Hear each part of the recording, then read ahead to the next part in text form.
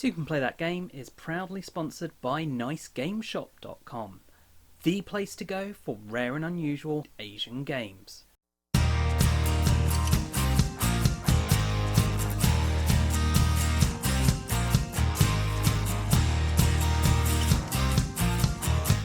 Hi, I'm Michael, take a seat and I'll tell you about this table filling game here, Great Western Trail by Pegasus Spiele.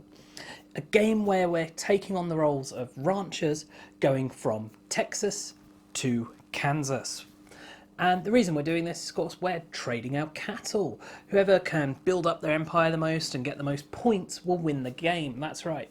You win by having the most points. Not the most original concept. How you go about getting those points is quite different, though. You see, in this game, you have your own deck of cow cards. So in this, there are some that are the same, and you have kind of duplicates of some, but you do have some different. The whole point is you're trying to get sets by the time you get to Kansas to get the best possible cattle you can in order to maximise both your income and your points. Now, what makes a good set is having different cattle. So you could have lots of high value cattle, but if they're the same type of cattle, it's not going to help you. You need to have variety in this. Variety is what scores you the most points. So with your starting hand, the best you can do is 7 points. So you get 7 points and you want to rush to Kansas and trade in that cattle, because what else are you going to be doing with your hand of cards at that point, frankly? And that's what this game largely revolves around, doing this trail repeatedly. However, it's not quite as simple as that, because the trail is how you're performing actions. The actions you perform depend on the location you go to, and each turn you can move up to 3 spaces to begin with, and you can increase this as you go along. Each space you go to will allow you to do different things, so you can go to a space in order to recruit new people. Now, you do start off with 1 cowboy, 1 engineer, and 1 builder, but you can get more, and that will allow you to do more and achieve more. Cowboys allow you to have better cattle and recruit better cattle, which is another thing you can do at one of the locations. You can go to the cattle market to add better cards to your deck. So this is where a deck building element comes into this game. As you're adding cattle in, you're making your chances of getting higher value cattle bigger. Then the builders, unsurprisingly, allow you to build buildings, which you do at another location on the board, and the buildings you build give you locations you can then do new things at, and these locations are unique to you. Other people cannot use these. They can go on them and they'll get a slight benefit, but they don't get to do the full action on there. Also, some of these will require people to pay you money for going past them, which is really interesting. The final person is your engineer, and your engineer allows you to move your train along the tracks here, and this comes into play when you go to Kansas for your scoring, because you're able to place things.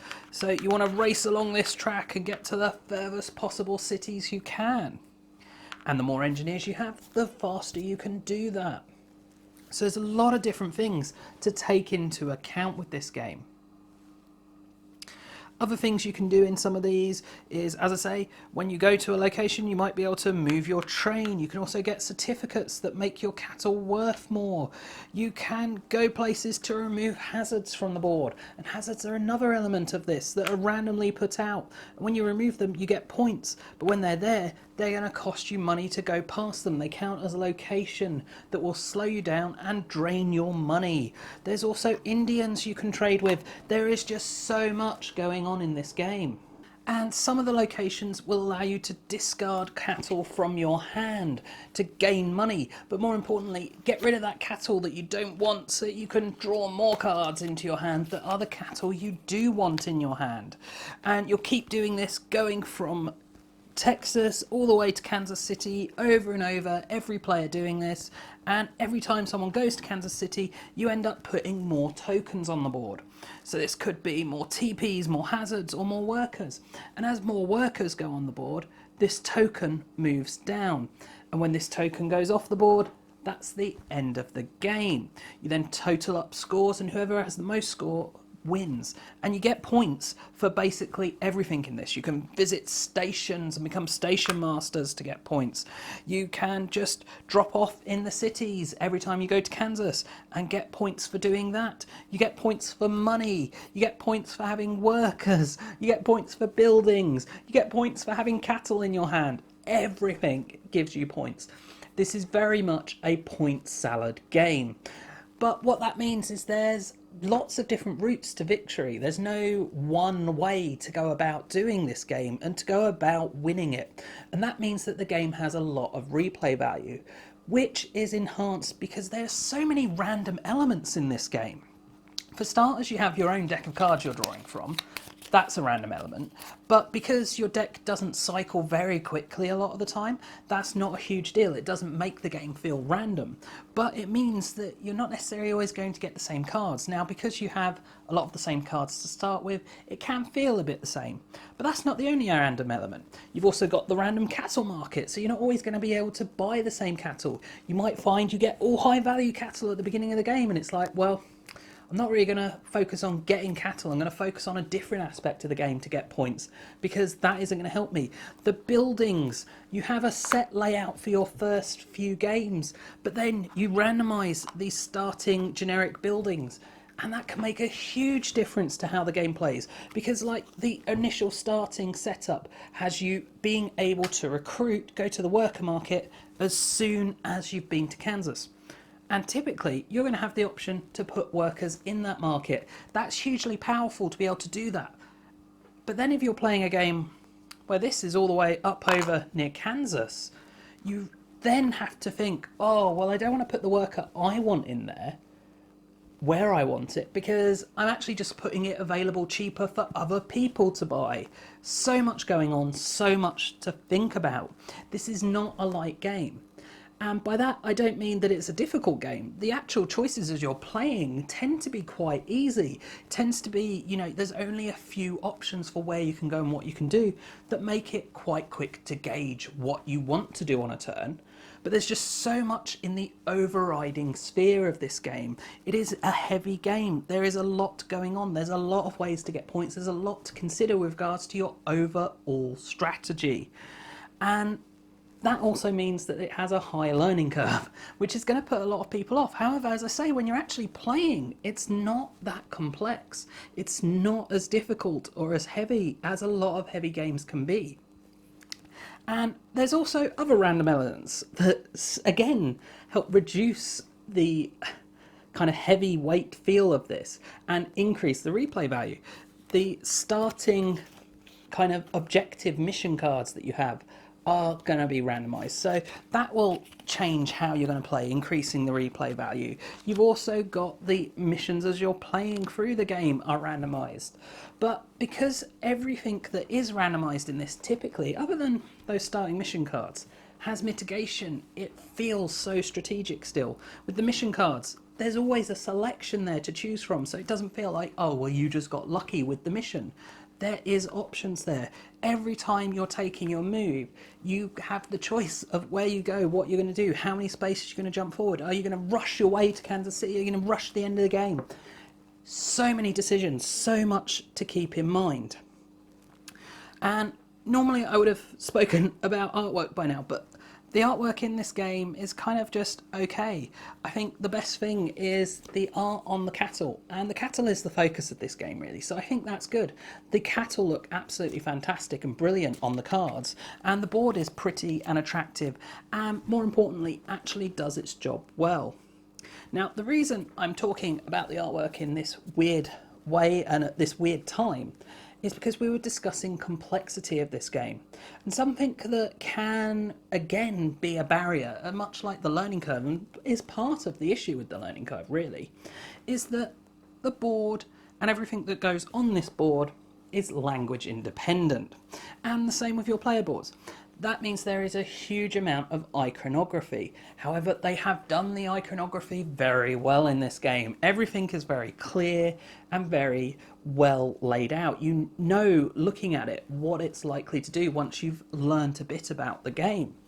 So, as I say, there is so much to talk about, so much to consider with this. There's so many different tactics. As do you go a kind of engineer heavy route and get the stations?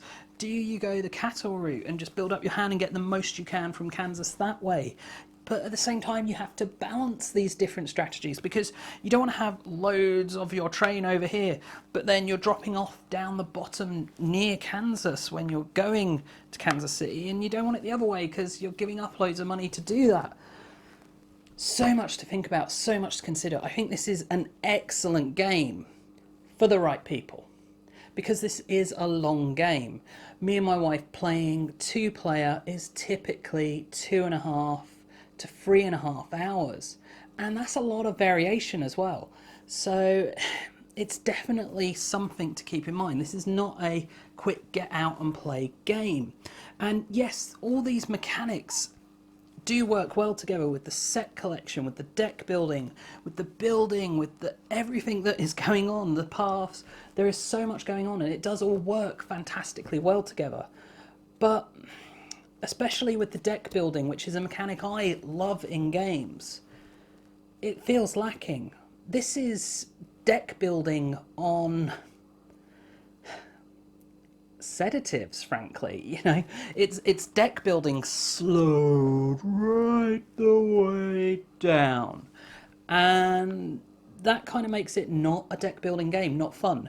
This is deck building for people who want a big long game where you're adding 1 or 2 cards occasionally, not every turn changing your deck.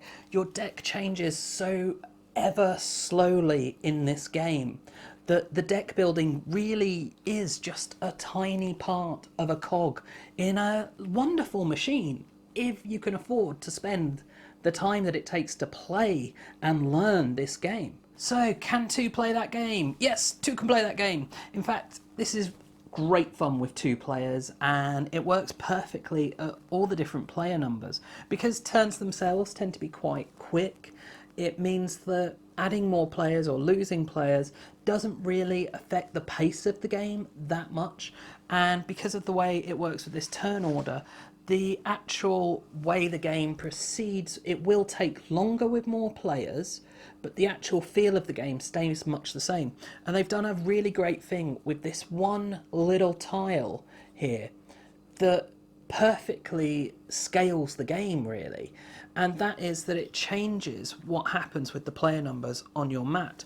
So the key thing here is that it increases the amount you can move, because the more players you have, the more this board fills up with buildings. And so by increasing the amount you can move each turn, it really mitigates that and makes the game feel like the same game. And all it takes is a tile that you change depending on the number of players that can change how much you move. The other thing that it changes is how much you pay when you're going over the green and black hands. And I think this is good on several accounts. Firstly, you pay the full amount in 2-player when you're going to have fewer of them about, and then when you have more of them about at 3 and 4-player, you, for one of them, pay less, and it adjusts which one it is. So that's good from a replay value because it changes up the game, but it's also scales well because of the number of hands. It balances really nicely for the actual average amount that you're paying out in a game still being the same. Such a well-designed game with regards to the scaling, I really must say.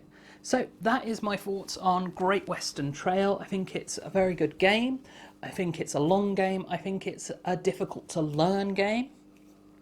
And I think it's not one for, if you're a fan of typical deck builders that are very fast and furious, that you will enjoy. This is a long, drawn-out game with a very slow, relaxed pace to it. It's what I would like to call a Sunday afternoon game. One of those games that, you know, when you want just a relaxed Sunday afternoon, just, you know, taking your time with it, no pressure, relaxed, and just enjoying the experience of the game. This is a game for that kind of occasion. Okay, I do hope you've enjoyed this video and found it useful. If you have, please do check out the rest of the videos on the channel, as well as subscribing and sharing. And as always, thanks for watching, and bye for now.